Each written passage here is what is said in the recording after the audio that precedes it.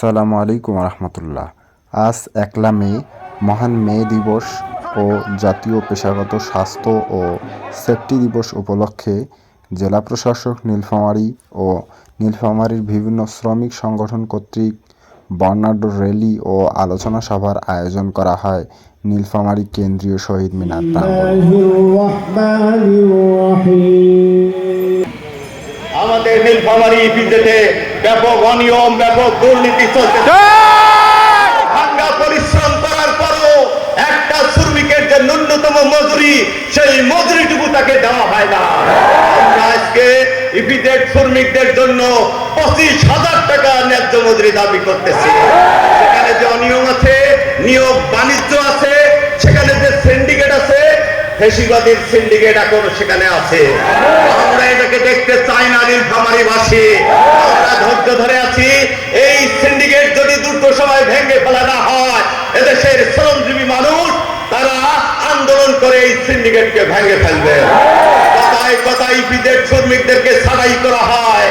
আমরা বলতে চাচ্ছি, আর একটা শ্রমিককেও যদি অনিয়ম ভাবে ছাঁটাই করা হয়, এই নীলফামারীর মাটি আমরা অচল করে দিব। শ্রমিকদের অধিকার নিয়ে দয়া করে কেউ ছিনিমিনি খেলবেন না।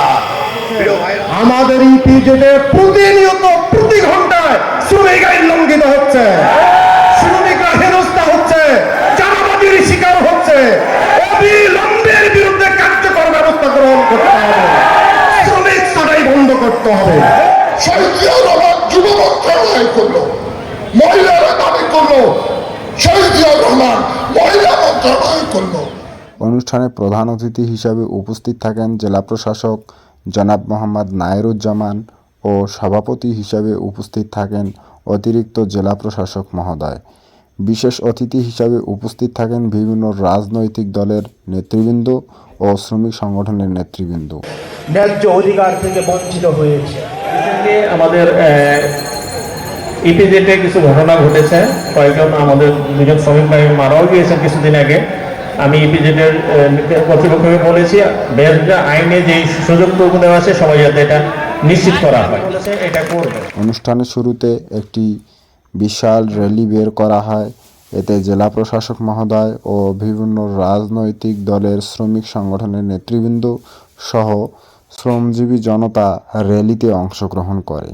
অনুষ্ঠানে বক্তারা উত্তরা ইপিজেড সহ শ্রমিকদের সাথে বিভিন্ন অনিয়মের তথ্য তুলে ধরেন এবং জেলা প্রশাসক মহোদয় এগুলো নিয়ে কাজ করার আশ্বাস দেন।